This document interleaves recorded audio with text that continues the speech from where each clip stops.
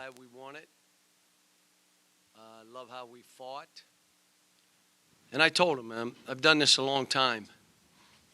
And this may be the most rewarding season for me because there are a bunch of good kids that struggled early and in their own individual way, and then collectively we struggled early.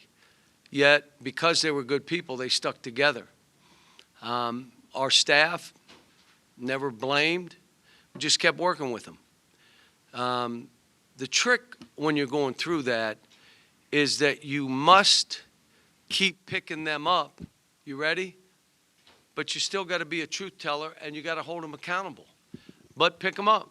Say, I love you, but you're not doing the right stuff right now. You're playing really hard, but you're not doing enough for us. And playing hard in itself is not good enough. You must. That's a given. Then the rest of the stuff you're going to have to get. So happy for Jonas. It's been hard. He had an operation. He was out 4 months. He's only now coming back. So happy for TB in the second half. But why was I upset? And I kept going down to him. You can't get 2 fouls reaching in. It's not a touchdown. It's 2 points. You get 2 fouls. I can't put you in because we can't win if I can't use you in the second half. Great lesson. Glad we learned it and still won. I thought Billy was great. Last block, win a game. You know, made shots. DJ made that step back 3 and free throws. And, you know, we did what we had to do. Look, they're really good. They're a top 25 team. They're really good. And we got out. They miss a shot, and we rebound it, and we win the game. But they're good. Questions?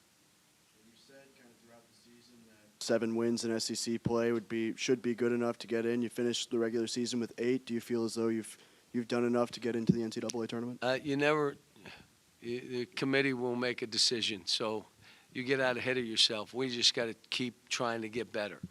They told me we have South Carolina who beat us. They were up 40. No, literally. They were up 40. And that's who we got to play in the tournament. So let's just worry about that. The other stuff will take care of itself. We talked about it. Look, I said this before. There are going to be stretches in this league where teams are going to lose 3, 4, 5 in a row. You're going to lose 5 or 6. You're going to lose 4 or 5. Can you keep your team together? We lost 5 in a row. And all I talked about, we just got to stick together. We'll be fine. And so now we're still standing. We're playing pretty good. We end up shooting again over 50% from the 2. You know, we did some good stuff. Jonas makes us different. Billy makes us different. Carter didn't play as well today, but okay. I thought in the first half Z did pretty good. In the second half, just got pushed around and couldn't come up with the ball. But we're okay if it's 2 because we only got 7. And ready for this? The rent's still due. So 2 go down, you can play with 5.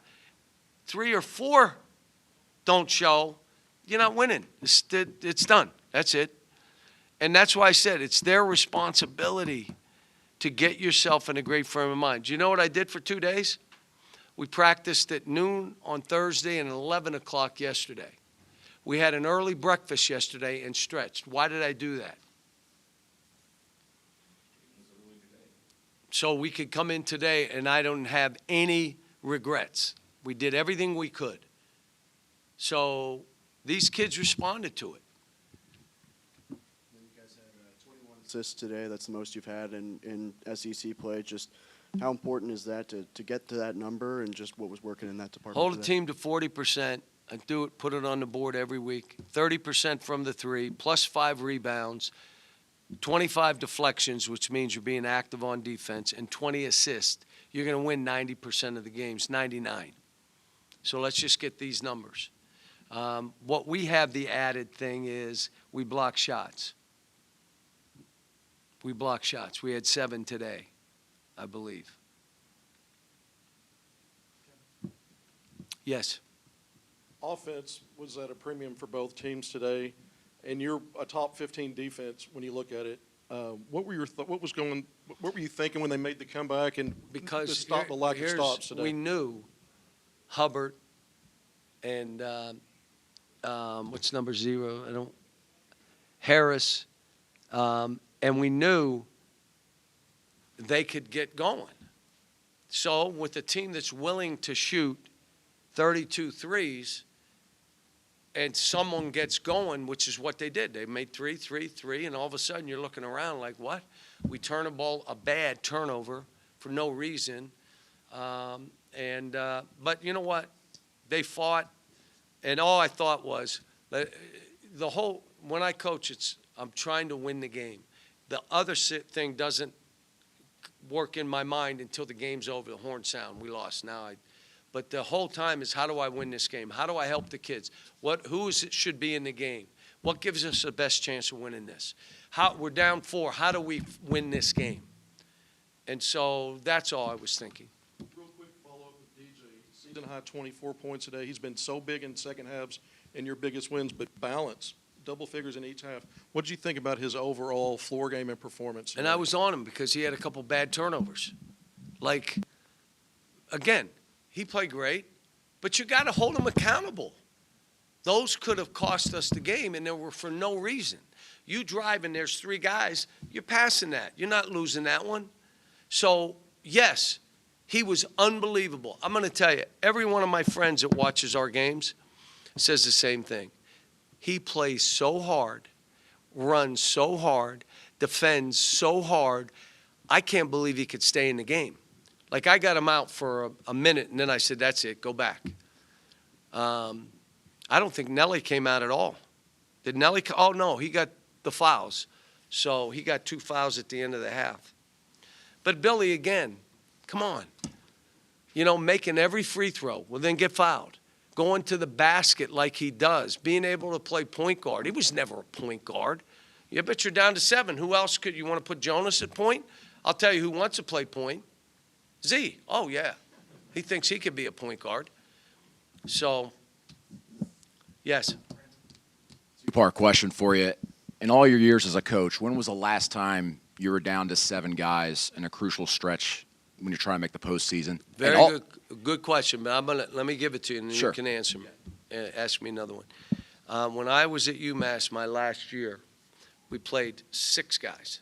The 6th man, Tyrone Weeks, played about 15 minutes. The 2 guards, Edgar Padilla, Carmelo Travieso, played 39 minutes. They knew not to foul, okay? Dante Bright, Dana Dingle played 37 minutes. Marcus Camby played every minute he would stay on the floor. If he looked at me, I got to come out. I looked away, and then he'd run in front of me and say, I have to come out. I'd say, timeout. So I was using timeouts to spell them, but they knew not to foul. If I look back, I don't think we were in foul trouble most of the year, but I played 6 guys. I'll tell you, that may have been the happiest team I've ever coached.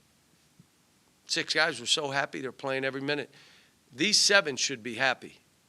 You're going to play, go play well. You want to play more, play well. You've been coaching a long time, but every coach learns something, obviously, that you get better doing so. What have you learned about yourself as a coach this year and dealing with all this? Look, what I kept telling myself was, forget about what you've done in the past. Just coach this team. Because that could be an anchor around your neck. The least amount of games we've won in this league that I've coached in the league has been 8. So in the COVID year and this year, 8. But the league wasn't the same. So I can't judge all that. For us to get to 8, would you say this team accomplished a lot? Would you say? So that means we were 0-5. So that means we were 8-5 to finish the year in this league. And we lost to the 1 team by a couple. We lost to the 2 team by a couple. We lost to Texas A&M. What really are we? Here's what we know. We can lose to anybody. We can beat anybody. So what do you want to do? You can be miserable or win the game. And part of that is they got to make plays both on defense and offense. Billy Richmond blocked that shot. DJ made that. We got to play inside, and he made one free throw. That was enough. That was enough. So, hope that answered it. Yeah. Two really significant wins to close out the season in conference play after the What's loss. that? Just two really significant wins against the SEC to close out the season after the loss at South Carolina. What type of resilience did you see from your guys to flush that loss out and immediately go pick these wins up? That basically, I said what you said, flush it. I didn't watch the tape, and I told him I didn't. You know why? That wasn't my team. We were 0-17, missed free throws, missed one-footers, missed this, couldn't guard, got pushed, got this. We were down 40. That was not my team, so I'm not watching the tape.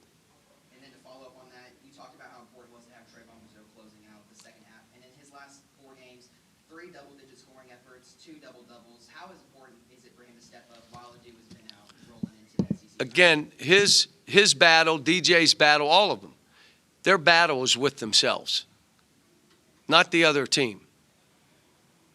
When the raindrop hits, and it hits, you go down or you just say, come on, give me some rain. And these guys early, when the raindrop hit, head went down and couldn't get to the next play. Just next, forget it, flush it, go. And TB, the battle he has is with himself, not with me, not with the team, not an opponent. And I'm so proud of him because he's been through a lot now. Even before I got here, he's been through a ton. And he's responded, and he's done it with a smile. So, but all of them. I mean, you know, doing this today, they get the rest of today off. They get tomorrow off. We practice Monday and travel Monday. And then we play Tuesday at noon. Carried to the bench there at the end of the game. Is he okay? Was it just cramps or? They all cramped. They were all cramping. I mean, they were playing as hard as they could play. I know you said you burned the film for the South Carolina game. Haven't played them again. Do you I watch know. it at all? Or? That's a good question. Because my first thought is I'm not even watching it. And I may not, because I'll see it, and I can see their last few games and have an idea. And then I'll tell my staff, you guys watch it. Give me what I need to know, because I am not going through that again. I had my dad there, my sister there, my brother-in-law there, my niece and nephews there. One of my best friends in life, Brian Long and Patty, were there.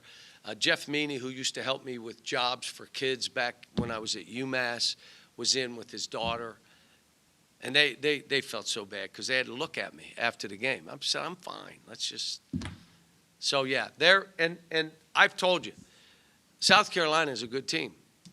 And if we're going to try to win that game, we're going to have to show up and play. So, folks, thanks. Appreciate you.